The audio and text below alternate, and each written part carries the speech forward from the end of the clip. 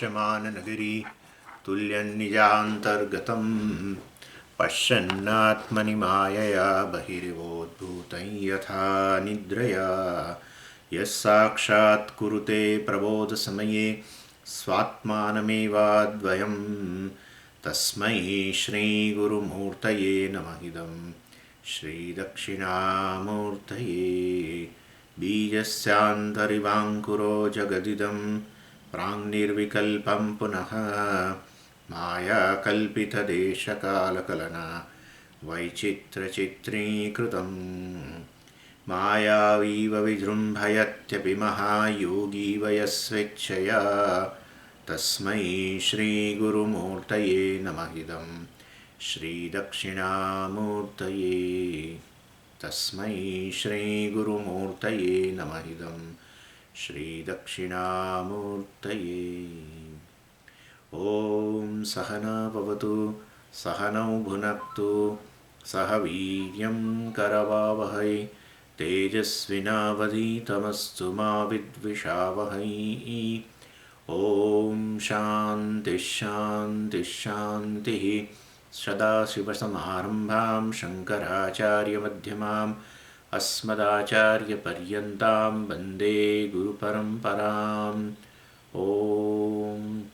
ॐ पार्थाय प्रतिबोधितां भगवता नारायणेन स्वयं व्यासेन ग्रथितां पुराणमुनिना मध्ये महाभारतम् अद्वैतामृतवर्षिणीं भगवतीम् अष्टादशाध्यायिनीम् अम्ब त्वामनुसन्दधामि भगवद्गीते भवद्वेषिणीम् यं ब्रह्मा वरुणेन्द्ररुद्रमरुतः स्तुन्वन्ति दिव्यैस्तवैः वेदैः साङ्गपदक्रमोपनिषदैः गायन्ति यं सामगाः ध्यानावस्थिततन्गतेन मनसा पश्यन्ति यं योगिनः यस्यान्तं न विदुःसुरासुरगणाः।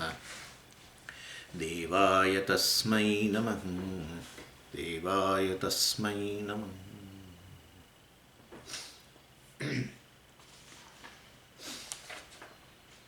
26મો શ્લોક 18મા અધ્યાયમાં मुक्तसङ्गो नहम्बादी धृत्युत्साहसमन्वितः सिद्ध्यसिद्ध्योर्निर्विकारः कर्ता सात्विक उच्यते। એટલે 18મો અધ્યાય જે છે એ સમરી ભગવદ્ ગીતાનો સાર આપે છે ને, એમાં બે રીતે સાર આપે છે. એક ભગવાન પહેલાં શરૂના શ્લોકો 18મા અધ્યાયના શરૂના શ્લોકોની અંદર કર્મયોગ અને જ્ઞાનયોગ બંને યોગની ચર્ચા કરે છે. એ જ એ સાર છે, કારણ કે કર્મયોગની ડિટેલમાં ચર્ચા પહેલાં થયેલી છે અને જ્ઞાનયોગની પણ થયેલી છે. કર્મયોગની અંતર્ગત ઉપાસના બધું ગણી લેવાનું, એટલે પેલો વિભૂતિ યોગ વગેરે જે છે વિશ્વરૂપ દર્શન એ ઉપાસના માટે છે. વિભૂતિ દર્શન એ પણ ઉપાસના છે. પરમાત્માને કોઈ પણ જગ્યાએ આ રીતે જોવો વિભૂતિના રૂપમાં, આવું દર્શન કરવું એનું નામ ઉપાસના. એટલે કોઈને કોઈ બુદ્ધિમાનની બુદ્ધિને જોઈને ઈશ્વરને યાદ કરો તો એ ઉપાસના થઈ ગઈ. એટલે એ કર્મયોગનો જ ભાગ છે. કેમ કર્મયોગનો ભાગ છે? કારણ કે ઉપાસના માનસ કર્મ છે માટે, અને એ કર્મ ઈશ્વર સાથે સંકળાયેલું છે માટે કર્મયોગ, નહીં તો કર્મ જ. હા, હવે આપણે માનસ કર્મ ઘણાય કરતા હોઈએ, ચિંતાય કરીએ ને, ઘણી વાર કોઈકની ચિંતા કરીએ, એ માનસ કર્મ છે. પણ એ કંઈ કર્મયોગ થોડો છે, ઉપાસના થોડી છે. પહેલાંનું સતત ધ્યાન કરી, જેની ચિંતા કરો છો એનું સતત ધ્યાન થાય છે, તો પછી એને ધ્યાન કહો, ઉપાસના કહો? ના, જે ધ્યાનમાં વિષય છેવટે ઈશ્વર હોય તો એ તો ઉપાસના બને, નહીં તો નહીં. એટલે વાસ્તવમાં અને એવી ચિંતાઓને અહીંયા શાસ્ત્રમાં કોઈ અવકાશ નથી. આ બધી વસ્તુઓ અજ્ઞાનમાંથી ઉપજેલું છે. ચિંતા, તાણ, આ બધી વસ્તુ શાસ્ત્ર કે ઈશ્વરની દ્રષ્ટિએ આવું કંઈ છે નહીં. કોઈ મતલબ એવું કશું નિમિત્ત નથી જેના માટે થઈને તમારે ચિંતા કરવી પડે. પ્લાનિંગ કરવું જુદી વસ્તુ છે. આખી પ્લાનિંગ કરવું, આયોજન કરવું, એ વસ્તુ બરાબર છે, એ કરવું જ જોઈએ. એ તો આપણે જોયું ખરું, સાત્વિક કર્મ કહેવાય. પણ ચિંતા એ તો બિલકુલ એટલે કોઈ રીતે એને વાજબી ઠેરવી શકાય એવું છે નહીં. કોઈ પણ રીતે એક પણ ફાયદો નથી. પ્લાનિંગના 1000 ફાયદા છે, ચિંતાનો એક ફાયદો નથી. ચિંતાની અંદર લોસ જ છે, કેવળ લોસ, ખાલી લોસ. અને એટલા માટે ગુજરાતીમાં સરસ કહ્યું, ચિંતા ચિતા સમાન. બિલકુલ સાચું કહ્યું. ચિંતાની સૌથી પહેલી અસર શરીર પર પડે, એટલે હદ સુધી કે માણસનો ચહેરો જોઈને તમે કહી દો કે આને બહુ ચિંતાઓ છે. કાળા કુંડાળાઓ પડી જાય ને બધું કંઈ જાત જાતનું થતું હોય. અને નહીં તો એ બીજા બધું શુગરના પ્રોબ્લેમ, ફલાણા પ્રોબ્લેમ ને આ ને તે ને. અને માનસિક રીતે વ્યક્તિ, ચિંતા કરનાર વ્યક્તિ કાર્યક્ષમતાની દ્રષ્ટિએ ખલાસ થઈ જાય. થોડોક સમય ચિંતા કર્યા કરો તો તમારી કાર્યક્ષમતા પર અસર પડે, પણ લાંબો સમય ચિંતા કરો તો તમે બિલકુલ નકામા બની જાઓ. પ્લાનિંગ છે તમને તમારી કાર્યક્ષમતા વધારે. આ બધી આપણે વાત કરી ગયા, પણ આ તો એક જસ્ટ ફરી પાછું યાદ આવ્યું મને એકદમ. એટલે ચિંતા છે, સંઘર્ષ, તાણ, આ બધી વસ્તુઓ કોઈ રીતે, આ બધી ઉપજ ઈશ્વરની ઉપજ નથી. એ પોતાની આપણી ઉપજ છે, આપણી સૃષ્ટિ છે બધું. ઈશ્વરની સૃષ્ટિમાં આવું કશું છે નહીં. કેવી રીતે કહી શકો સ્વામીજી ઈશ્વરની સૃષ્ટિમાં આવી કોઈ ચિંતા નહીં? જોઈ લો. આ મનુષ્યથી સિવાય બાકી એટલા બધા પ્રાણીઓ જે છે, પક્ષીઓ છે, ક્યાંય ચિંતા દેખાય છે? કેટલું રિલેક્સેશન છે. પેલું પક્ષી ઉડતું હોય હવાની પેલા આકાશની અંદર, કેટલું રિલેક્સેશન છે. બધે, આખા જગતમાં બધે જ, એ નદીઓનું વહેવાનું હોય કે સમુદ્રનું હલનચલન હોય કે ગમે તે હોય, કે ઇવન પ્રાણીઓ, પક્ષીઓ વગેરે બીજા જંતુઓ હોય, તમને ક્રિયાશીલતા દેખાય એમનામાં કંઈક અંશે આયોજન હોય છે બધું. મધમાખીઓનું આયોજન હોય અને પેલા કીડીઓ વગેરેનું પણ આયોજન હોય. એમને જે કંઈ, જે પ્રમાણે એમની શું જે પ્રમાણે આયોજન કરે, પણ કરે ખરા. પણ ચિંતા ક્યાંય જોવા ન મળે. ચિંતા કેવળ આ મનુષ્યમાં છે, અને એ કંઈ ભગવાને સર્જેલી નથી, પરંતુ આપણે અજ્ઞાનને કારણે સર્જેલી છે. અને આપણે ચિંતા કરવાથી પરિસ્થિતિ બદલાતી હોય નથી. એ વસ્તુ આપણે જોઈ જ ગયા છીએ. કદી નથી બદલાતી. ભૂતકાળમાં બધી બહુ ચિંતાઓ કરી છે, એની અસર શરીર પર થઈ, બાહ્ય પરિસ્થિતિ ના બદલાઈ. જે થવાનું તો એ આવીને ઊભું જ રહે છે. ચાલો, એનીવે, એટલે પ્રાર્થના જે છે, આયોજન છે, આ બધી વસ્તુઓની અસર પડે. પ્રાર્થના બહુ મોટી વસ્તુ છે. એ ગાંધીજી કહી ગયા એટલે નહીં, એ તો પ્રાર્થનામાં એટલું બધું બળ છે કે તમને બહુ એવું હોય કે મારી બાહ્ય પરિસ્થિતિ બદલાય છે, બદલાવી જોઈએ, તો એને બદલવા માટે ચિંતા કરવાને બદલે પ્રાર્થના કરવી યોગ્ય છે. અને પ્રાર્થના કરવા છતાંય ન બદલાય. ચાલો જોઈશું, એ આજે જોવાનું છે સાત્વિક કરતા વગેરેની અંદર, તામસ રાજસ કરતાની અંદર. એટલે એ આખી જુદી વસ્તુ છે. એટલે આ તો આપણી પ્રાર્થના કરવાની ક્ષમતા પણ જતી રહે તમે ચિંતા કર્યા કરો. ચિંતા કરનાર વ્યક્તિ ઊભો જ ન થઈ શકે. જ્યાં બેઠો હોય ત્યાંથી ઊભો ન થાય. વધુ ચિંતા વધી જાય તો આડોએ પડી જાય. એ ચિંતામાંથી મુક્ત થયા એમ થાય કે ઊંઘી જાઓ. એનીવે, ચાલો. પણ આ ભગવદ્ ગીતા ક્યાં કામ લાગે છે તમે જોજો. હવે આવી બધી વસ્તુમાંથી છોડાવે.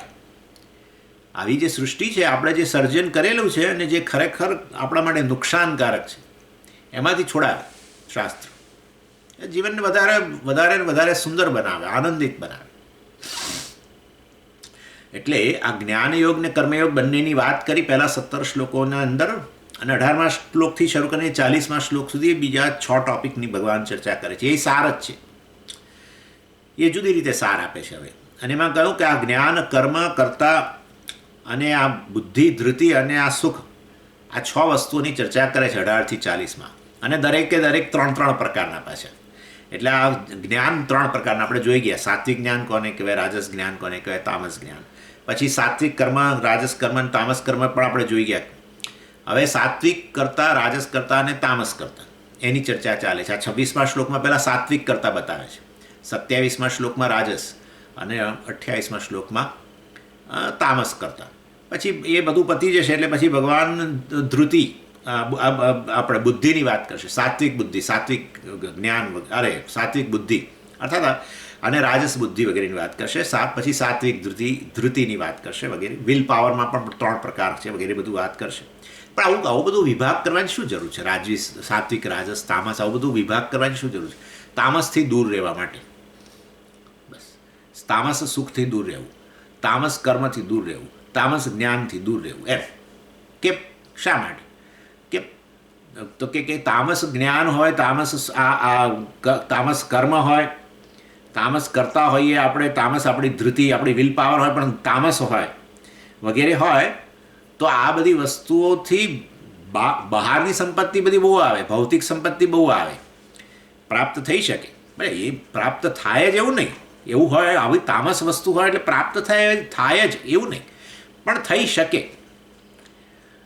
પરંતુ છતાં એનાથી દૂર રહેવું, કારણ કે એની સામે જે આપણે ગુમાવવું પડે ને એ બહુ બધું મોટું હોય, બહુ મોટું ગુમાવવું પડે, અને ગુમાવે જ છે લોકો સામાન્ય રીતે. આ બધી વસ્તુઓ તામસ સુખ વગેરેનો આશ્રય લઈને, તામસ કર્મનો, તામસ જ્ઞાનનો આશ્રય લઈને ઘણું ગુમાવે છે. માટે ભગવાનની ચર્ચા કરે છે કે આવું બધું આપણા મનમાં પણ ઉત્પન્ન થઈ શકે. કેમ? આપણા મનમાં કેવી રીતે ઉત્પન્ન થાય? કારણ કે આપણું મન પણ આ ત્રણેય ગુણો વાળું જ છે.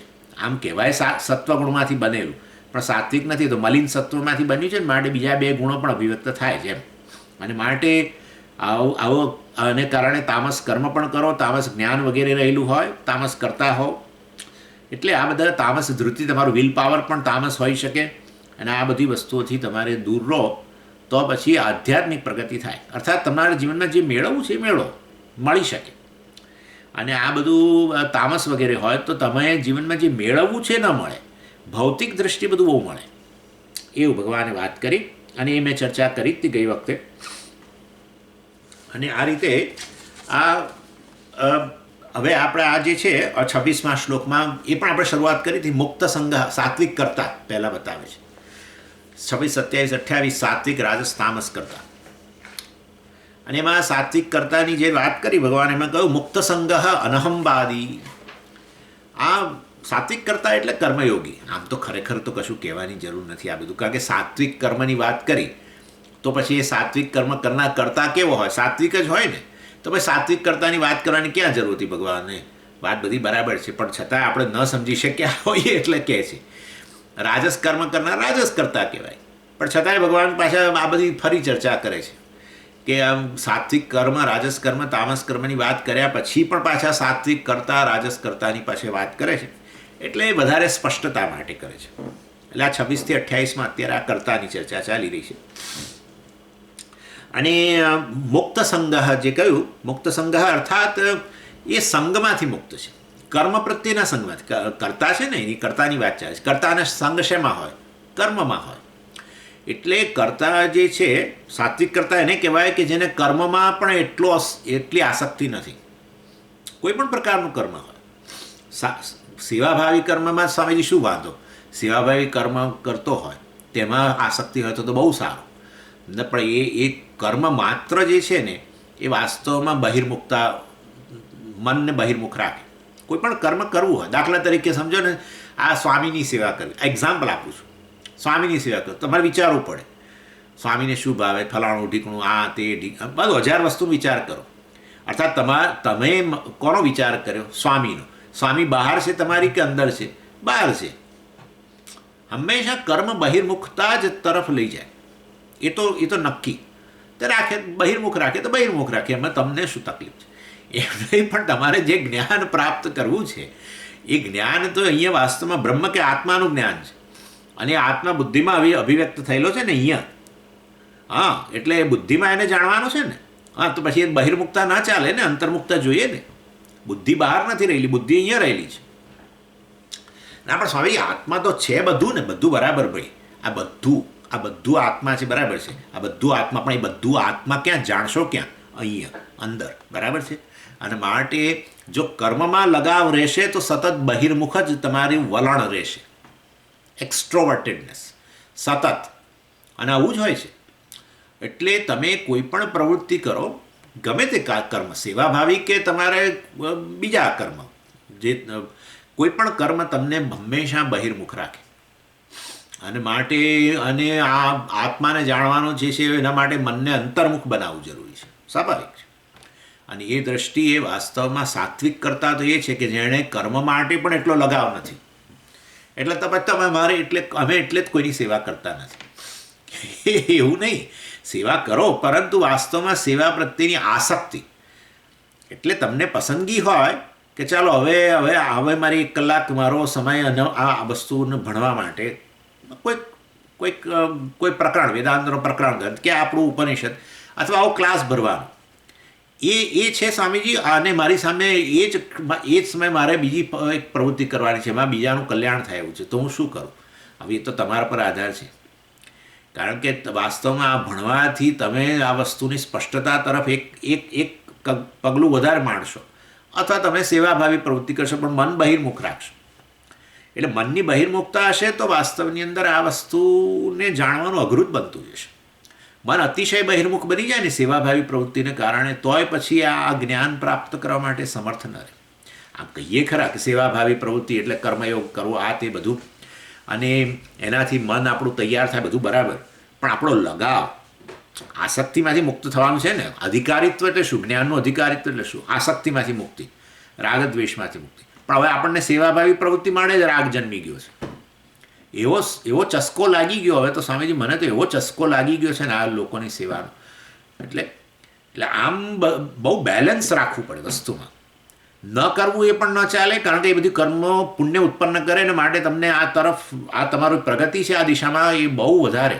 માટે એ પ્રવૃત્તિ જરૂરી ખરી, પણ પછી એ પ્રવૃત્તિ જરૂરી છે માટે એમાં આસક્તિ ઉત્પન્ન થઈ ગઈ ને આ ભણવાના ભોગે પણ હું એ જ કરું તો પછી પતી ગયું કામ. આવું જ થઈ જાય છે, આવું થઈ જાય છે જ. કેટલાય લોકો, આ તો એક એક્ઝામ્પલ આપું છું, આમાં કોઈ પર્ટિક્યુલર જગ્યાનું હું નથી કહેતો, પરંતુ ઘણીવાર લોકો આશ્રમમાં પ્રવૃત્તિ કરતા હોય, તે પ્રવૃત્તિ કરતાં કરતાં એવો રસ ઉત્પન્ન થઈ જાય એની અંદર, ટેવ પડી જાય પછી આવી સેવા પ્રવૃત્તિની, અને પછી ભણવાનું બાજુએ રહી જાય. આવ્યા હોઈએ આપણે સ્વામીના સ્ટુડન્ટ તરીકે, અને પછી હવે આ બસ આ વોલન્ટિયરનું જ કામ, એટલે એમાં જ પ્રવૃત્તિ, અને પછી કદાચ તો ક્લાસમાં સ્વામીને ખુશ કરવા માટે બેસવું પડે, પણ બેસે એની સાથે 5 મિનિટમાં ઊંઘી જાય. આવું જ થાય છે. કેટલાય ઉદાહરણો છે આવા તો. એટલે કારણ કે થાક્યા હોય ને પછી, કારણ કે પ્રવૃત્તિ કરો એટલે તમે થાકો તો ખરા જ, શરીરે થાકે બધું, અને મન બહિર્મુખ રહે ને સતત, એટલે થાકી જાય બિચારો. એટલે એના કારણે વાસ્તવમાં પછી જેવું આ ભણવાનું શરૂ થાય એટલે ઊંઘવા માંડે. બહુ લોકો ઊંઘે આવા સારી પ્રવૃત્તિ કરનારા લોકો ખાસ ઊંઘતા જોવા મળે તમને ક્લાસની અંદર. એટલે ભગવાન કહે છે સાત્વિક કરતા તો એ છે કે જેને આવા સારા કર્મો માટે પણ સેવાભાવી, નેચરલી એના કર્મો સારા જ હોય સાત્વિક કરતાના, પણ મુક્ત સંગ, એના પ્રત્યે એવી સેવાભાવી પ્રવૃત્તિ માટેના પણ સંગ, આસક્તિમાંથી મુક્ત છે. એટલે મેં તમને કેવું તો ઉદાહરણ આપ્યું હતું, કાંટો કાંટાને કાઢે, પણ જે કાંટાથી કાંટાને કાઢ્યો એ કાંટા માટે તમને આસક્તિ જન્મી જાય ને તમે સાચવી રાખો તમારા પોકેટની અંદર, તો શું દશા થાય? એના જેવી વસ્તુ છે. એટલે કર્મમાંથી મુક્ત થવા માટે કર્મ જ જરૂરી છે. હા, કશાથી ના થાવ તમે. એવું કે જ્ઞાનથી મુક્ત થાય સ્વામીજી. કર્મમાંથી મુક્ત થવા માટે તો જ્ઞાન જોઈએ, બધું બરાબર, પણ જ્ઞાન જન્મશે ક્યારે? જ્ઞાન જન્મશે ક્યારે? જ્યારે અધિકારી હશો તો. અધિકારી ક્યારે બનશો? જ્યારે આ કર્મયોગ કર્યો હશે તો. હા, એટલે કર્મયોગ વગર આ જ્ઞાન પ્રાપ્ત જ નહીં થાય, એ શક્ય જ નથી. એટલે કર્મયોગ કર્મ વગર શક્ય ના બને, મારે કર્મ તો કરવા જ પડે, પણ એની પાછળનું વલણ જુદું હોય. એટલે કર્મયોગની આવશ્યકતા. સાત્વિક કરતા એટલે આવો કર્મયોગી, જે એવા કર્મો કરે કે જે સાત્વિક જ હોય. બધું આવે, મેં તમને કહ્યું સેવા પ્રવૃત્તિ છે, પંચમહાયજ્ઞ વગેરે છે, બધું જરૂર, પરંતુ વાસ્તવની અંદર છેવટે પછી એમાંથી મુક્ત થવાનું છે. એટલે કર્મયોગ કરતાં કરતાં એ વ્યક્તિ અધિકારી થયો, અને અધિકારી બનીને હવે એણે જ્ઞાન પ્રાપ્ત કરવું જોઈએ, તો પછી આ સર્વ કર્મોમાંથી મુક્ત બની જાય, સંચિત ને પ્રારબ્ધ ને બધામાંથી મુક્ત બની જાય. તો કર્મમાંથી મુક્ત થવા માટે જ્ઞાન જોઈએ કે હું અકર્તા છું. જો કર્મમાંથી મુક્ત ન થઈ શકો, કર્મનો નિયમ શું છે ખબર છે? કે જે કર્મ કર્યું હોય એનું ફળ ભોગવવું જ પડે. અને તમે હવે હાથ અદ્ધર કરી દીધા, તમે કહો છો કે આ જ્ઞાની છે એને તો કોઈ કર્મનું ફળ ભોગવવું જ નથી પડતું, એટલે કર્મ એણે કર્યા છે ભૂતકાળમાં જ્ઞાન દશામાં, હવે એને ફળ નહીં ભોગવવાનું. તો આ તો કર્મના નિયમનો જ ભંગ થઈ ગયો. અને કોઈ નિયમનો ભંગ થાય એવું લાગતું નથી. એ તો બધા ઈશ્વરના અફર નિયમો છે, ઈશ્વર જ છે ને નિયમોના રૂપ. તો આ તમે ખરું લઈ આવ્યા.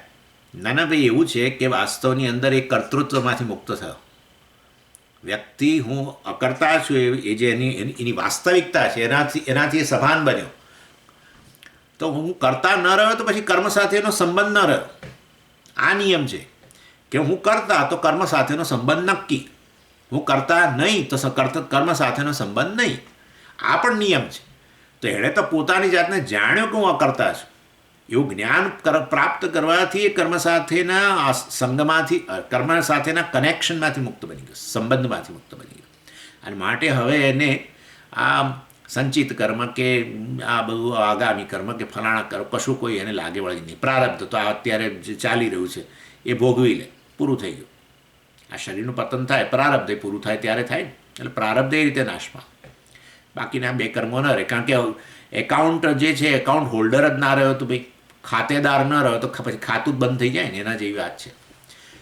કર્તાના માટે બહુ મોટું ખાતું હતું સંચિત કર્મોનું, પુણ્ય પાપ બંનેનું, બંને પ્રકારની કમાણી, બ્લેક એન્ડ વ્હાઇટ બધું હતું. પણ કરતા જ ન રહ્યો તો ભાઈ સમષ્ટિમાં જતું રહે ને. જે બેંક એકાઉન્ટ હોલ્ડર હોય એ ગુજરી ગયો અને કોઈ ક્લેમ કરનાર ન રહ્યું, એ બધા પૈસા સરકારમાં જાય, બીજું શું થાય ત્યાર પછી? એના જે કંઈ એની સંપત્તિ જે કંઈ હોય, કોઈ ક્લેમ કરનાર જ નથી તો બધું એ પછી સરકાર પાસે જાય. એના જેવું છે. હવે પણ એણે કર્મો કર્યા છે, એ શું થાય? બસ એ બધું સમષ્ટિમાં જાય, સમષ્ટિ કર્મોમાં જાય. જે સમષ્ટિ કર્મ નામની વસ્તુ છે જ ને, તારા જગત શેમાંથી આવ્યું છે? જીવોના સમષ્ટિ કર્મમાંથી જ આવ્યું છે ને. વ્યષ્ટિ કર્મમાંથી મને જે તે પ્રકારનું શરીર મળે, જે તે પ્રકારની પરિસ્થિતિઓ મારા જીવનમાં આવે, એ વ્યષ્ટિ કર્મ. એના કારણે દરેકને જુદી જુદી પરિસ્થિતિ, જુદા જુદા પ્રકારનું શરીર, જુદી જુદી પ્રકારની સારી ખોટી પરિસ્થિતિઓ બધું ઉત્પન્ન થાય છે. એટલે વ્યષ્ટિ કર્મ ખરું. અને સાથે સમષ્ટિ કર્મમાંથી આવ્યું આ જગત આવ્યું છે, સમષ્ટિ કર્મ. એટલે સમષ્ટિ કર્મમાં મળી જાય. એનીવે, એટલે કહેવાનો આશય આ બહુ મોટી વસ્તુ છે કે હું અકર્તા છું, એ મારી વાસ્તવિકતાથી જ હું અજાણ છું. મારે આ કર્મ સાથેનો સંબંધ ચાલુ જ રહે છે. અને એટલે પેલું જન્મ મરણ બધું પછી ગણવાનું. ઇન શોર્ટ, કર્મમાંથી મુક્ત થવા માટે છેવટે કર્મ જ સાધન બન્યું ને. પણ ના સમજી, જ્ઞાન સાધન બન્યું. પણ જ્ઞાન ક્યારે પ્રાપ્ત થયું? જ્યારે કર્મયોગ કર્યો તો અધિકારી બન્યા હતા તો. એટલે છેવટે કર્મમાંથી, છેવટે આપણે કર્મમાંથી મુક્ત થયા. સમજ્યા ને? એટલે માટે કર્મમાંથી છેવટે મુક્ત તો થયા કર્મ દ્વારા. માટે હું કર્મને પકડી રાખું એ વસ્તુ ખોટી છે ભાઈ.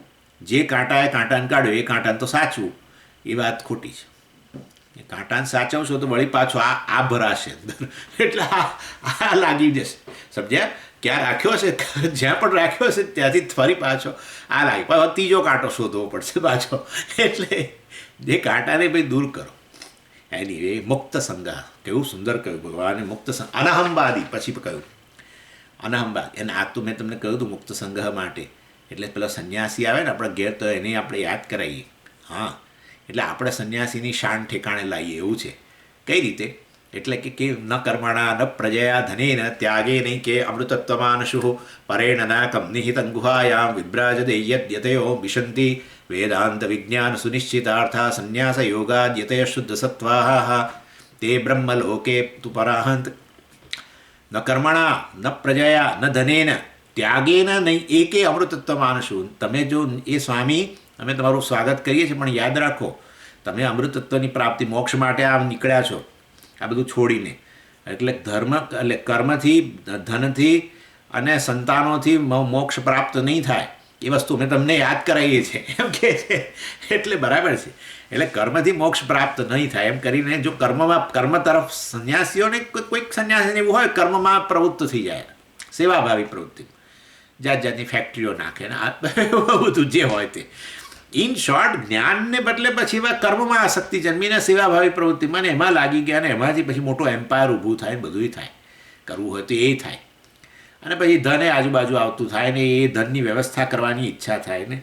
એટલે આ તો બધું ન કર્મણા ન પ્રજયા ન ધનેન ત્યાગેન, કર્મ ત્યાગેન. તમે તો કર્મનો ત્યાગ કર્યો છે એ સ્વામી.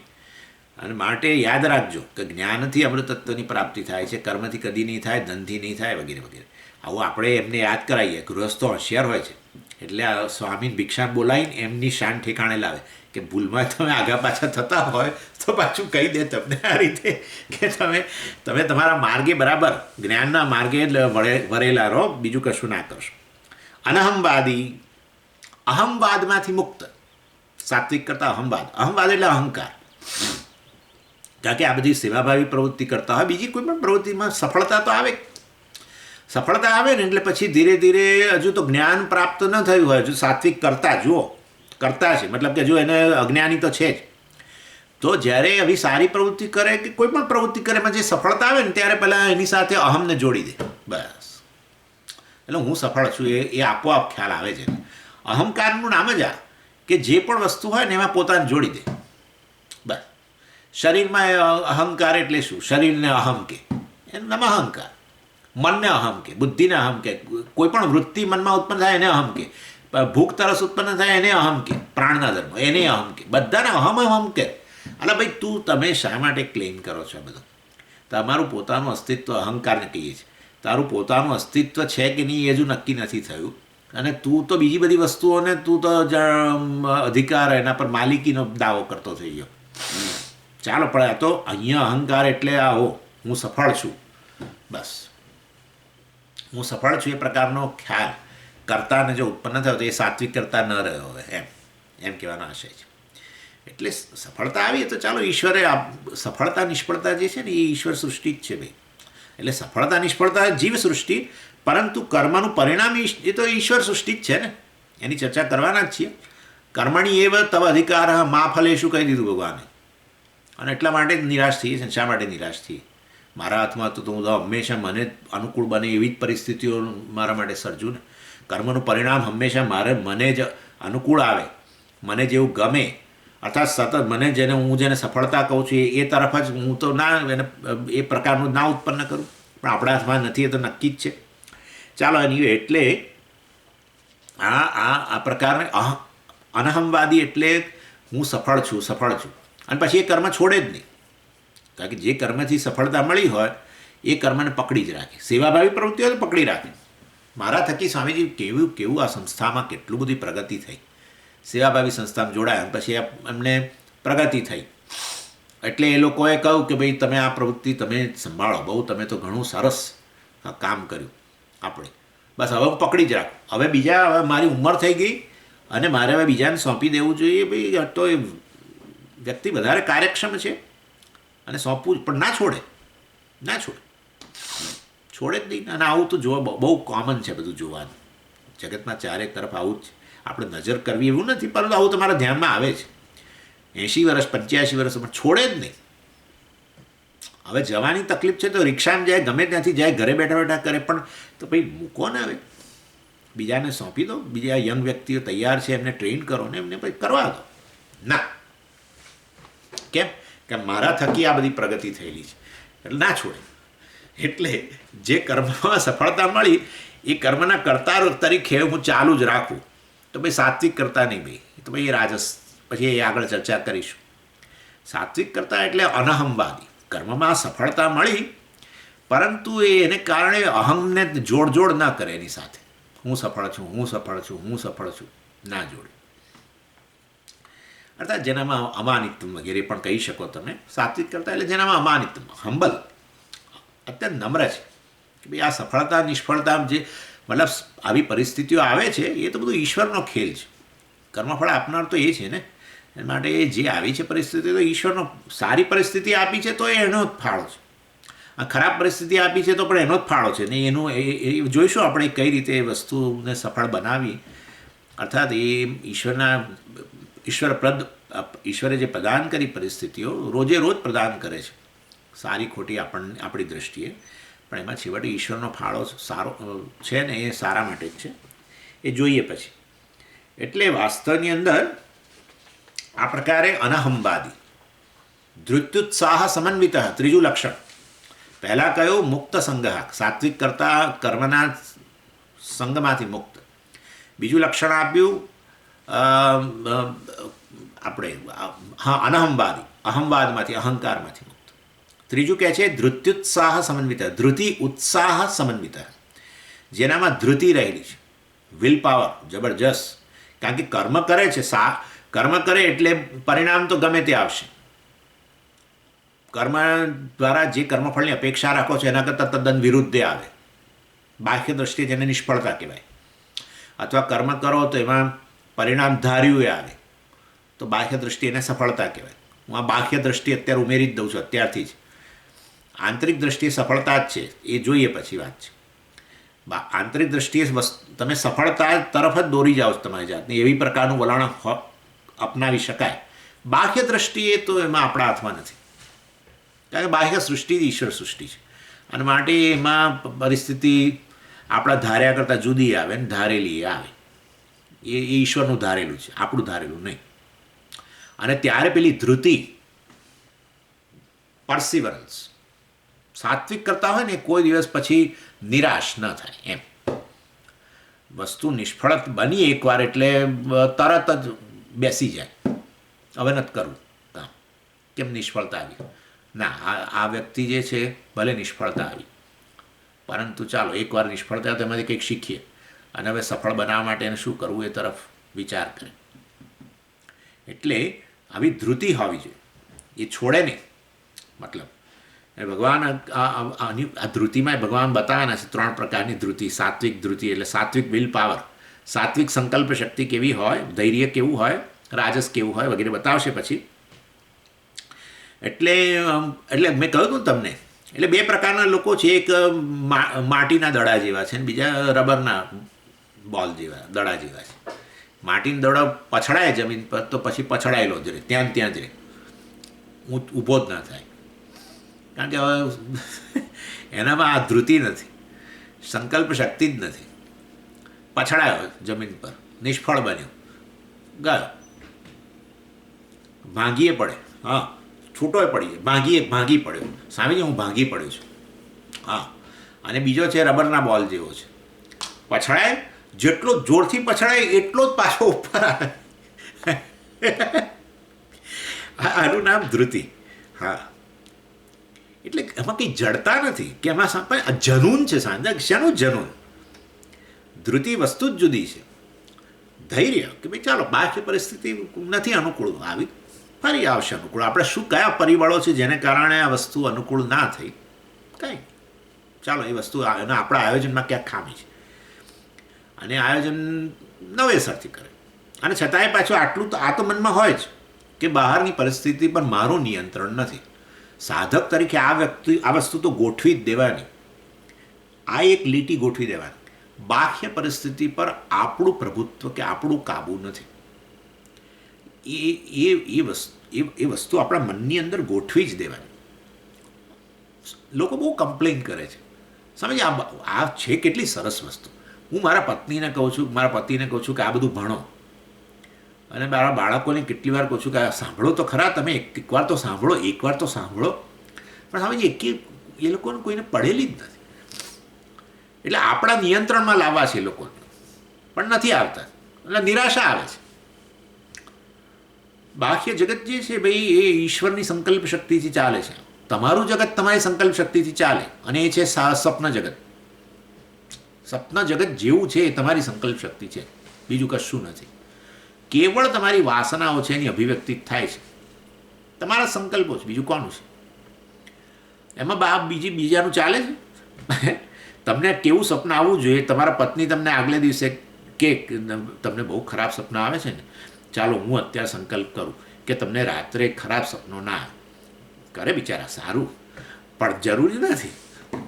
તમે જે જગતનું નિર્માણ કરો કેવા તમારા સંકલ્પમાંથી બનાવો છો, તમારા પ્રભુત્વમાં છે. બાહ્ય જગત તમારા પ્રભુત્વમાં નથી, ઇન્ક્લુડિંગ આ શરીર, મન, બુદ્ધિ. હા, તમારો સંકલ્પ છે શરીર હંમેશા સ્વસ્થ રહે, નથી રહેતું ને. તમારો સંકલ્પ છે તમારું મન હંમેશા સુંદર સુંદર વિચારો કરે, નથી રહેતું.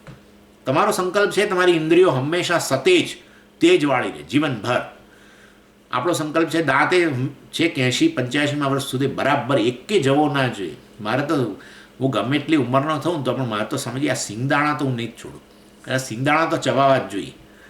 અલા ભાઈ બધું બહુ એ સિંગદાણા બહુ ભાવતા હોય. હા, મને એનું ઉદાહરણ યાદ આવે સિંગદાણાનું.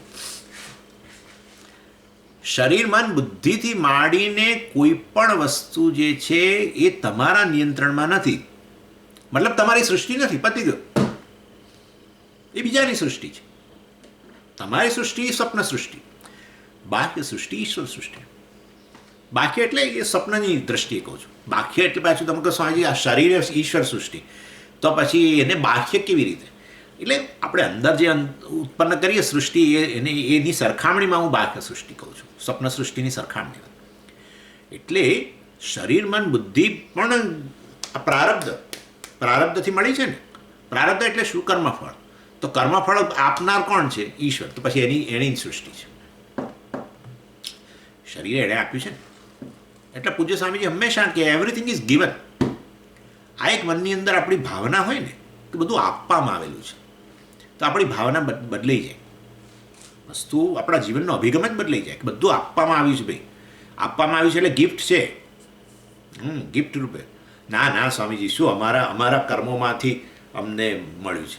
છેવટે અમારી કમાણી જ છે ને. તમે કેમ એમ કહો છો ઈશ્વર આ તમારી કમાણી છે, પણ તમારી કમાણીમાંથી આ જ શરીર મળવું જોઈએ એવું તમે ક્યાં નક્કી કરો? નાના સ્વામીજી, મારા કર્મો નક્કી કરે, પણ આપનારે નક્કી કર્યું ને કે આ શરીર મળવું જોઈએ. અને તમે સૃષ્ટિ કરી હોય, તમારા કર્મોમાંથી આવી અને તમે સૃષ્ટિ કરી હોય, તો તમારા પુણ્ય પાપને પરિવર્તન કરો મનુષ્ય શરીરમાં, અને બધા પુણ્યોને બોલાવો જેથી કરીને તમારું આ શરીર ટકી જાય એવું એક રાખો. ચાલો એવું રાખો. 100 વર્ષ શા માટે? 300 વર્ષ. આમ સામાન્ય રીતે મનુષ્યનું આયુષ્ય સરેરાશ 120 વર્ષનું ગણવામાં આવે છે. નથી રહેતો એ જુદી વસ્તુ છે. એટલે કહેવાનો આશય એવો છે કે આપણું તો બધું બહુ એ ઈચ્છીએ. મારે સ્વામી જવું જ નથી. મારે તો 4 પેઢીના લગ્ન, દીકરાના લગ્ન જોઈને જવું છે. બધું બરાબર ભાઈ, બધું જો બરાબર છે. અને શરીર સ્વામી છેક સુધી સ્વસ્થ રહેવું જોઈએ. બધું બરાબર, હું ક્યાં ના કહીએ છીએ, પણ નથી રહેતું બધું હકીકત છે જ ને. મતલબ આપણી સૃષ્ટિ નથી, નહીં તો આપણા નિયંત્રણમાં હોય. ભલે આપણા કર્મોમાંથી આવેલું છે બધું બરાબર, પણ આપનારનો બહુ મોટો ફાળો છે. આપણા કર્મોને ધ્યાનમાં લઈને પણ આપ્યું છે એણે. એનીવે, એટલે ઇન શોર્ટ, વાસ્તવની અંદર આ ઈશ્વર સૃષ્ટિને અંતર્ગત આ બધી વસ્તુઓ, પરિસ્થિતિઓ બહારની આડી અવળી આયા જ કરવાની છે, આવ્યા જ કરે. અને એ વખતે પેલી ધૃતિ, કર્તા તરીકે ધૃતિ એટલે આ પ્રકારનું ધૈર્ય ધારણ કરે એ વ્યક્તિ જે છે એ સાત્વિક કરતા છે. ઉત્સાહ સમન્વિત, ધૃતિ સમન્વિત, ધૃતિથી યુક્ત કરતા સાત્વિક કરતા. સમન્વિત એટલે એનાથી યુક્ત. અને બીજું કહે છે ઉત્સાહ સમન્વિત. ભગવાન કહે છે હંમેશા ઉત્સાહનો એવો અર્થ એવો નહીં કે ઉન્માદ. લોકો ઉત્સાહનો અર્થ ઉન્માદ ગણે છે. ઉન્માદ નહીં, પ્રસન્નતા. ઉત્સાહ મારામાં ઉત્સાહ છે કે નહીં કેવી રીતે ખબર પડે? પ્રસન્નતા. બસ. જીવનનો અભિગમ હંમેશા સકારાત્મક હોય તો માનવું કે આપણે ઉત્સાહ છે જીવનમાં. સકારાત્મક અભિગમ હોય તો આપણામાં પ્રસન્નતા હોય. એટલે ચહેરા પરથી જ નક્કી થઈ જાય કે આપણે સકારાત્મક અભિગમવાળા છીએ કે નકારાત્મક અભિગમવાળા છીએ. લોકો એવું માને છે કે વેદાંતનો અભ્યાસ કરતા હોઈએ ને તો બહુ જ ગંભીર, કારણ કે ગંભીર વસ્તુનું ચિંતન કરવાનું છે ને.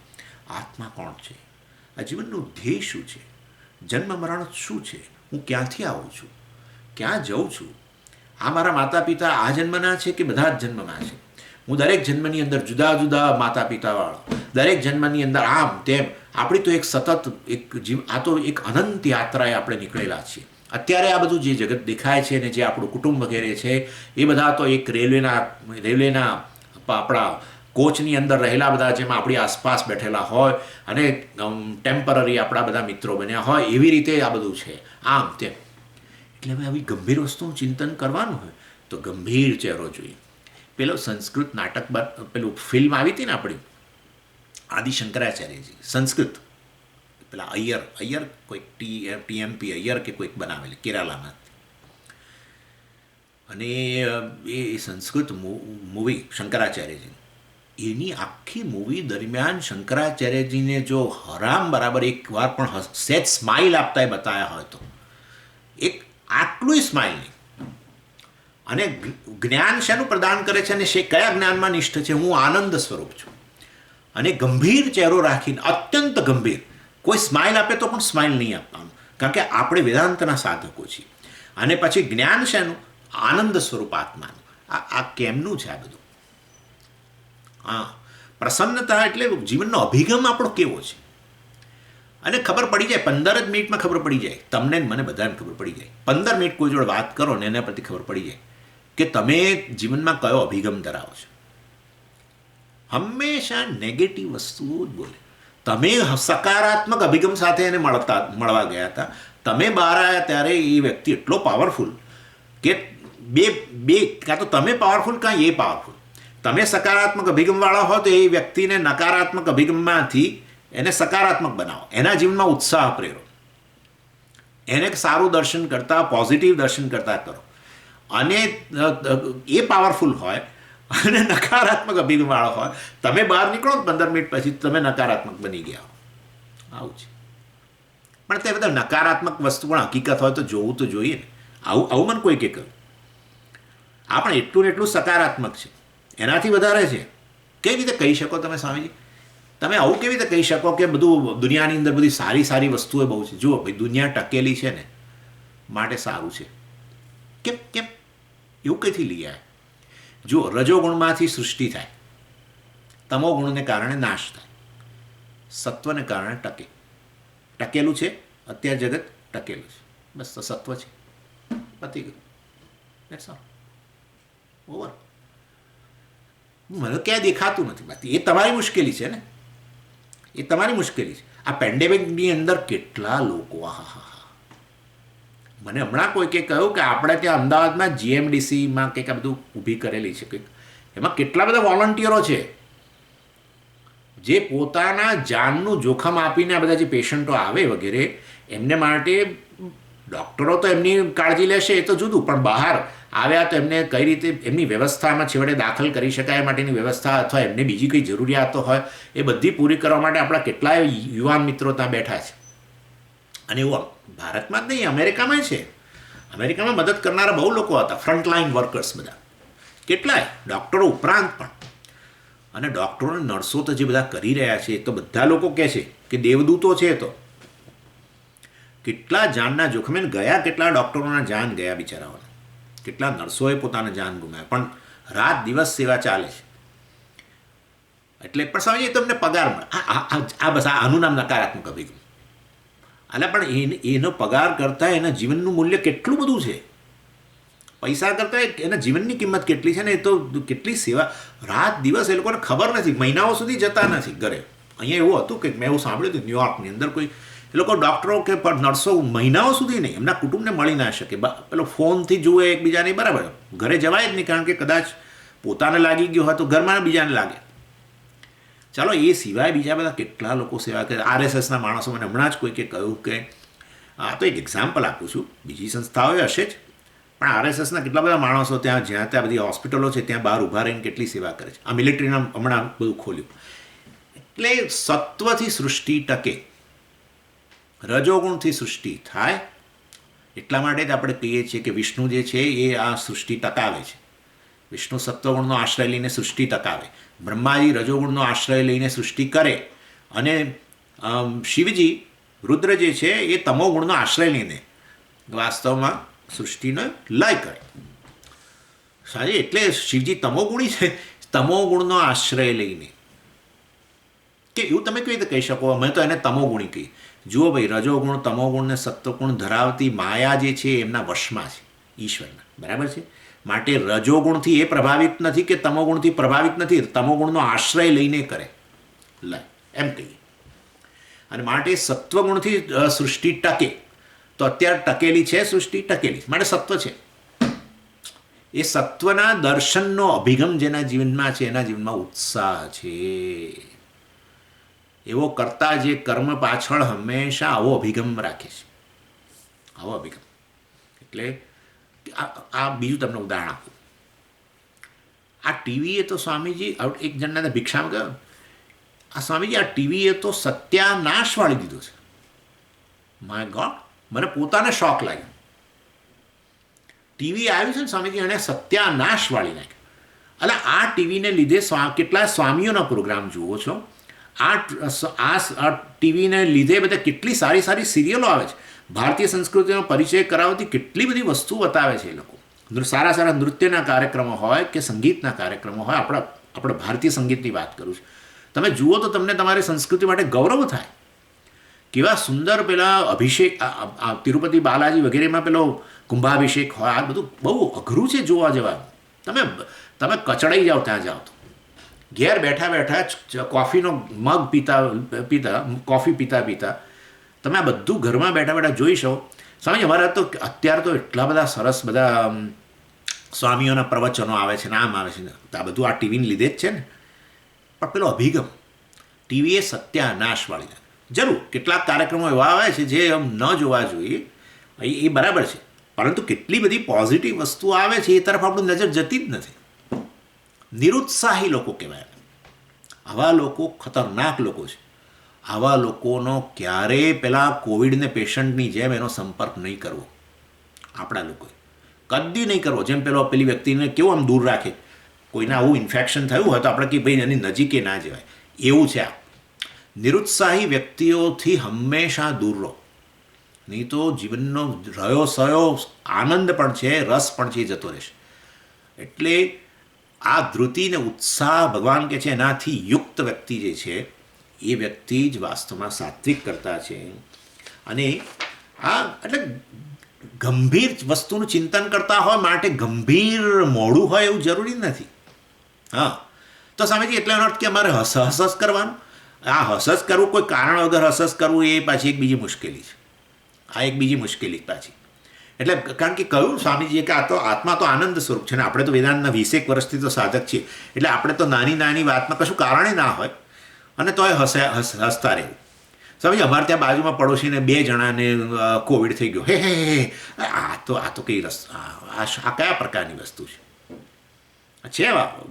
મેંગ્લોર પાસે મેંગ્લોર એરિયાની અંદર જે લોકો છે ને એમનામાં પૂજ્ય સ્વામીજી એવું કહેતા, મેં તો મળ્યો નથી પણ પૂજ્ય સ્વામીજી એવું કહેતા કે હવે એ પાસે ત્યાંના લોકોમાં આ પ્રકારનું આવું એક વલણ હોય છે, આવી એક એમની ટેવ કે કશું પણ વાતચીત કરતા હોય, પ્રશ્ન કરતા હોય કે આ જવાબ આપતા હોય, પાછળ હે કર્યા કરે.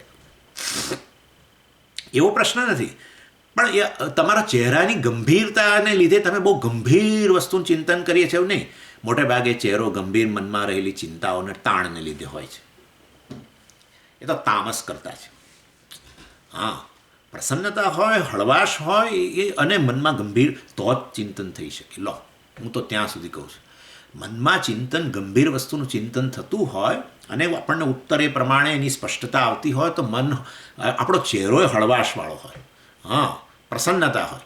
એટલે લોકો ચહેરો ગંભીર બનાવે છે બતાવવા માટે કે અમે ગંભીર વસ્તુનું ચિંતન કરીએ છીએ. આ તો દંભ છે, દંભ છે. અને આ દંભ એટલે તમોગુણનું લક્ષણ છે. એટલે વાસ્તવની અંદર કહેવાનો આશય એવો છે, ભગવાન એ કહે છે ધૃતિ અને ઉત્સાહ. ધૃતિ તો બરાબર, ધૃતિ તો હોવી જ જોઈએ, ધૈર્ય હોવું જ જોઈએ. નિષ્ફળતા આવી બહાર તો માટે છોડી દેવું, એક ક્લાસ ન સમજાયો છોડી દેવું, આ તો અઘરું છે. છોડી દો, જે સમજવાનું હતું એ જ છોડી દીધું. બધું સમજ્યા સ્વામીજી, બધું સમજ્યા, પણ એક આ મિથ્યા ના સમજાવ્યું, પતી ગયું. તો હવે પાછું ફરી એકડેકથી શરૂ કરો. એ સમજવાનું આવતું હતું ત્યારે જ તમે એને છોડી દીધું. આ બધું પ્રાસંગિક, એટલે જોડે જોડે કહી દેવું પડે મારે. આપણે પોતાની બુદ્ધિમાં ક્ષમતા હોવા છતાંય મારી બુદ્ધિમાં ક્ષમતા નથી, એ અવરોધ જ આપણને આ વસ્તુની સમજથી દૂર રાખે છે. ક્ષમતા છે પણ આપણી પોતાની બુદ્ધિમાં જ આ વલણ છે કે આ મને નહીં જ સમજાય, એ મારું વલણ જ મારા માટે ઘાતક છે. હા, એટલે આ વલણ છોડી દો તો વસ્તુ સમજાય. હું એવું નથી કહેતો કે એક જ વારમાં સમજાઈ જાય, પણ સમજાઈ જાય ખરું. ભલી વસ્તુ, મનુષ્યની બુદ્ધિમાં બહુ જ ક્ષમતા છે અને માટે કોઈ પણ વસ્તુ આપણે સમજી શકીએ જ, પરંતુ એ વસ્તુ એ સમજવાની શક્તિ સામે આ જ વસ્તુ અવરોધરૂપ બને છે. શું કે મને આ વસ્તુ નહીં સમજાય, આ અઘરું છે. એ વલણ જ આપણને દૂર રાખે છે.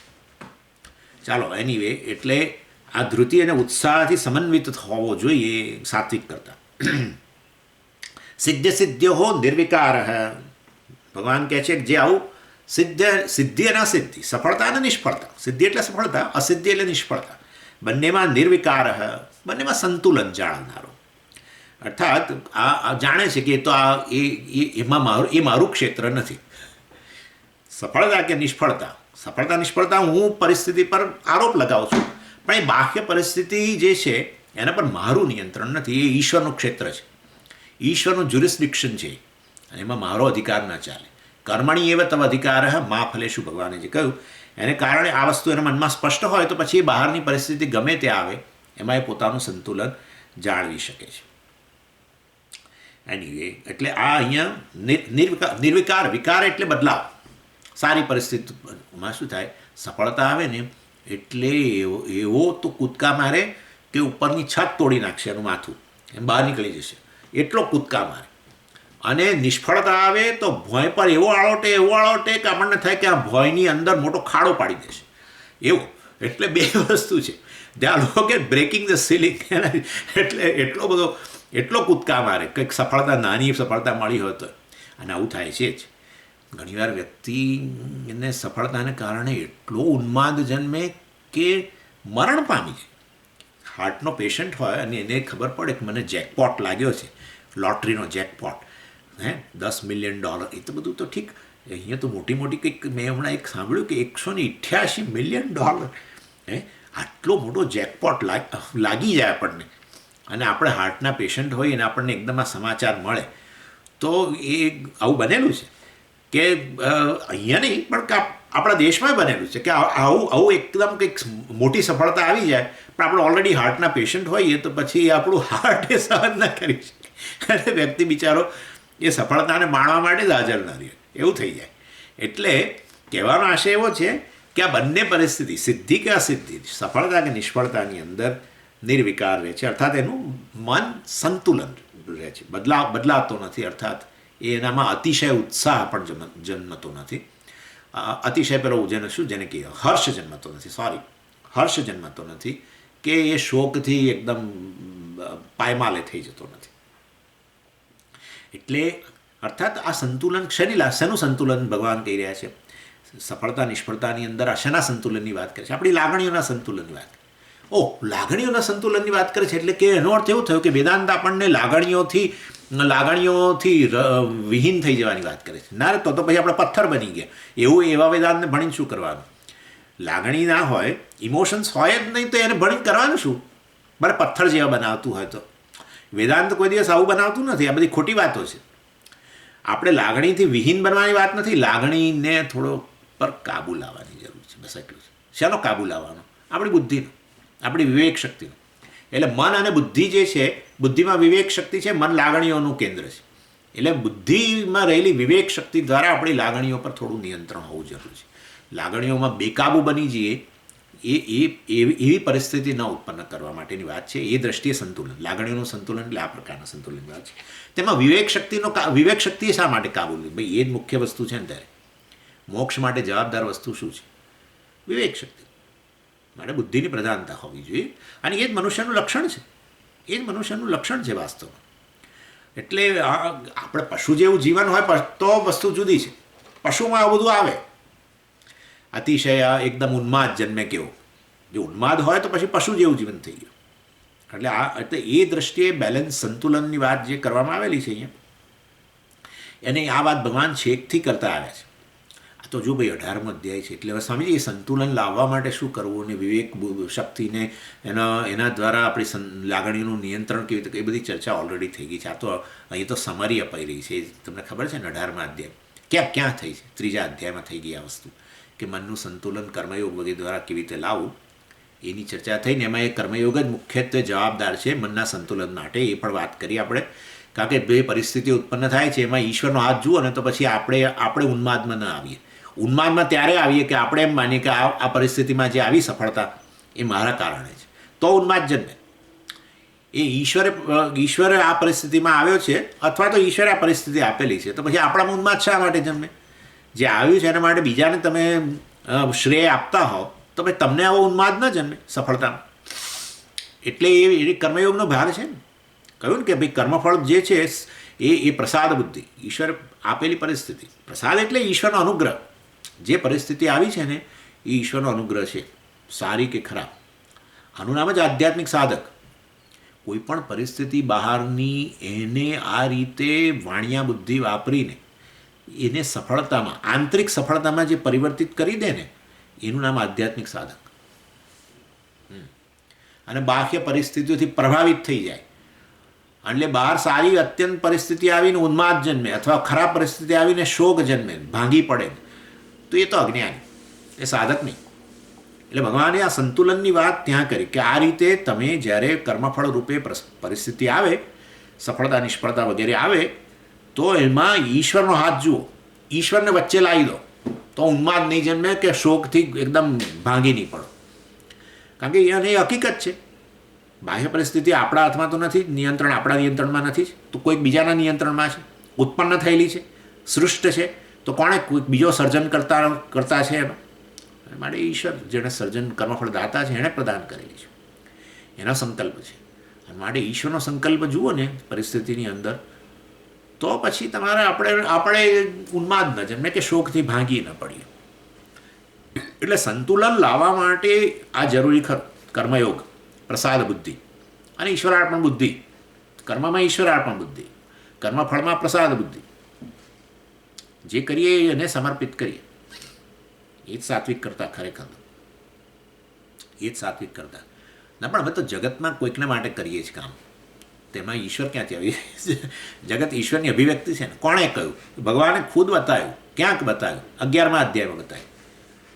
હા, વિશ્વરૂપ દર્શન કરીને ભગવાને કહ્યું આ બધું હું જ છું ભાઈ, એટલે તું કરું છું એ છેવટે બધું આવે છે મારી પાસે જ. તો તમારી પાસે જ આવે છે તો પછી મારે હવે કર્મયોગની ક્યાં જરૂર છે? પણ એની પાસે જાય છે એવી બુદ્ધિ કેળવો, એમ કહે છે. કર્મયોગને બુદ્ધિયોગ કહ્યો. કર્મ કરવું એ કર્મયોગ નથી. આપણને એમ કે આપણે બહુ બધા સારા કર્મો કરીએ એ કર્મયોગ છે. ના ના ના, એ કર્મ પાછળની આવી ભાવના કે ઈશ્વરને હું અર્પણ કરું છું, ઈશ્વર પાસે જ જાય. કેમ ઈશ્વર પાસે કેવી રીતે જાય બધા કર્મો? તો પછી કર્મફળ આપે કેવી રીતે? જેની પાસે ન જતું હોય કર્મ, તો એને અનુરૂપ કર્મફળ આપવું હોય તો એની પાસે જતું હોય તો એને ખબર પડે ને. ઈશ્વર પાસે કર્મ પહોંચતા હોય તો પછી એને ખબર પડે ને કે મારે હવે એનું કર્મફળ આપવાનું છે આ રીતે. એટલે બધું જાય ત્યાં જ ભાઈ, તમે જેના માટે કરો એ છેવટે જાય ઈશ્વર પાસે જ, કારણ કે બધું ઈશ્વરની જ અભિવ્યક્તિ છે. બસ ક્યાં પ્રશ્ન જ છે. પરંતુ આપણી ભાવનાને કારણે આપણી ચિત્તની શુદ્ધિ થાય. ભાવના ન હોય તો ચિત્ત શુદ્ધિ ના થાય, ગમે એવું કામ ના કરો તમે. ચિત્તની શુદ્ધિ માટે કર્મ પાછળની ભાવના બદલાય, કર્મફળ પાછળની ભાવના બદલાય, એનું નામ કર્મયોગ. અને એ ચિત્ત શુદ્ધિ લાવવા માટે અમુક વલણ આપણું બદલી નાખીએ તો ચિત્ત શુદ્ધ થઈ જાય. વલણ ના બદલાય તો આપણે રાગદ્વેષવાળા રહીએ, અશુદ્ધિવાળા રહીએ, એવું છે. એટલે સંતુલન લાવવા માટે, લાગણીઓનું સંતુલન લાવવા માટે અને એના પર વિવેક શક્તિનો પ્રભાવ લાવવા માટે, બુદ્ધિનો પ્રભાવ લાવવા માટે કર્મયોગ જરૂરી છે, જેની ચર્ચા ડિટેલમાં તો 3જા અધ્યાયમાં થઈ ગઈ. અહીંયા તો હવે અત્યારે ખાલી ભગવાન એક આ સાર આપી રહ્યા છે ને. ચાલો, એટલે આ સાત્વિક કરતા જે છે એ છેવટે કર્મયોગી છે, એમ મારું કહેવાનો આશય છે. સિદ્ધ્યો નિર્વિકાર આવું કરીને ભગવાન બતાવે છે કે જે મેં કર્મયોગીની વાત કરી 3જા અધ્યાયમાં, એ જ આ સાત્વિક કરતા છે, જે અનહમવાદી છે. અર્થાત જેને પેલી ચિંતા નથી, અહંકાર વગેરેની અહંકાર નથી જોડતો સફળતા સાથે. પણ સ્વામીજી, આ એક વસ્તુ કહેવાની રહી ગઈ, મને લાગે મેં ગઈ વખતે કહી હતી. અહંકાર સફળતા સાથે જોડ્યો છે કે નહીં, હું સફળ છું એ વસ્તુ મારામાં છે કે નહીં કેવી રીતે ખબર પડે? અર્થાત હું મારી જાતને સફળતા સાથે જોડું છું કે નહીં કેવી રીતે ખબર પડે? જ્યારે કોઈ તમને થેન્ક યુ ના કહે ને ત્યારે ખ્યાલ આવી જાય. કોઈ તમારું બહુમાન ના કરે તો ખ્યાલ આવી જાય કે મેં આટલી સેવા કરું છું, અહીંયા આટલી સેવા કરું છું સ્વામીજી, અને કેટલું બધું મેં અહીંયા, હું તો ડોનેશન લાવ્યો, આ કર્યું, તે કર્યું, મેં પહેલાં ફલાણા લોકોને બધાને મદદ કરી, આ કરી. પણ અમારા ત્યાંથી એક હરફ પણ પેલા અમારા પ્રેસિડેન્ટ બોલતા નથી, અને બધાના ઇન્ટ્રોડ્યુસ કરે છે, બધાના વિશે કહે છે કે જો આ અમારા સંસ્થા, અને મારા વિશે એક અક્ષર બોલતા નથી. મને સ્વામીજી બહુ ખરાબ લાગે છે. તો પછી હવે આપણે અહમવાદી છીએ, એટલે બહુ મોટી વાત છે ભાઈ. કે બનવું સરળ નથી, બોલવું જ સરળ છે. હા, એટલે ક્યાંય આપણે કરતા હોઈએ કશું અને એના લીધે સફળતા મળી તો આપણે આપણી જાતને જોડી દઈએ છીએ કે નહીં, એ કેવી રીતે ખબર પડે? આપણને આ સફળ બન્યા પછી લોકો આપણને આપણો સત્કાર વગેરે કરે છે કે નહીં? કોઈ સારા શબ્દોના રૂપમાં સત્કાર, એટલે કે હાર તોરા કરવા એવું નહીં. સ્વામીજી એક અક્ષરે પણ બોલતા નથી સારો મારા માટે, તો ત્યારે મને થાય કે આટલું કરીએ છીએ આપણે ને તો કંઈ આવું આટલું એપ્રિસિએશન એ નહીં, આટલું એપ્રિસિએશન. તો પછી સાત્વિક કરતા નહીં, રાજસ કરતા. તો રાજસ કરતા, સાત્વિક કરતા એટલે એની એ ચિંતા નથી. અને છતાંય પાછો ધૃતિ, ધૈર્યથી અને ઉત્સાહથી, પ્રસન્નતાથી કામ કરે છે. સેવા કર્મ હોય ગમે તે હોય, એ બહુ મોટી વાત છે. એટલું સરળ નથી જ, પણ એટલે સાત્વિક કરતા એટલે એવું કરતા કે જ્ઞાન છે ને એને આમ આપણે ના કે દાખલે કે મારી સામે અહીંયા પેલું પડ્યું છે ને, કેમેરા પડ્યો છે, હવે કેમેરાને લેવો હોય તો કેટલું મારા હાથો આપણે કહીએ ને હાથ વગું એવું થઈ જાય. આ આત્મજ્ઞાન જે છે આ સાત્વિક કરતા માટે હાથ વગો થઈ જાય.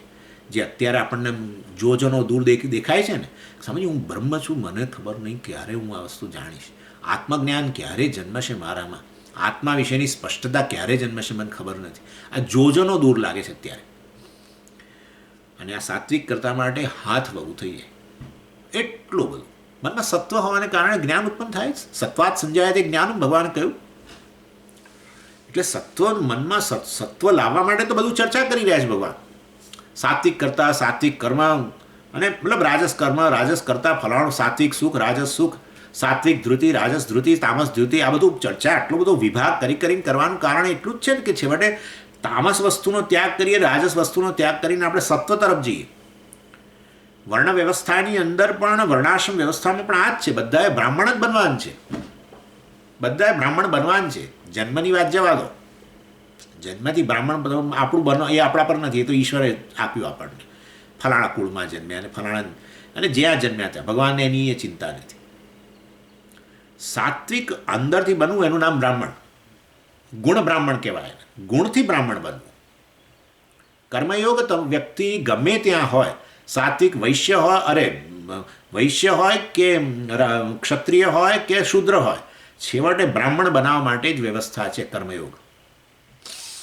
કર્મયોગથી છેવટે વ્યક્તિ આ રાગ દ્વેષ વગેરેમાંથી મુક્ત, સ્વાર્થ વગેરેમાંથી મુક્ત થતો, વૈશ્યમાંથી ક્ષત્રિયમાં થઈને છેવટે ગુણ બ્રાહ્મણ બને.